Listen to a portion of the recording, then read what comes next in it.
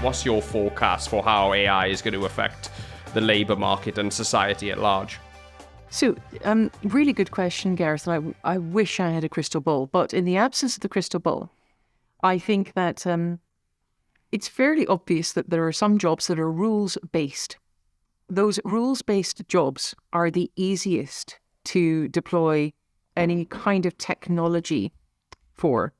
So if I look at, I'll look at my own field, accountancy, or the field of law, or a number of rules-based roles, those roles will be augmented by technology. And what's really exciting for me is that some of the mundane will decrease, and I think those jobs will be more interesting as a matter of fact. Instead of disappearing, I think they'll just become different roles.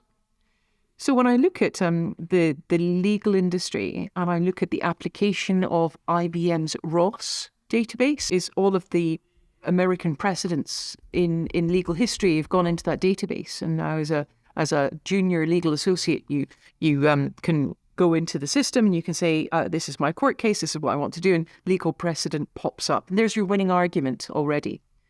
So less legal associates will be required by law firms. However, what we need to do is we need to think differently about how they're going to be deployed in an organization. I think their learning will be quicker.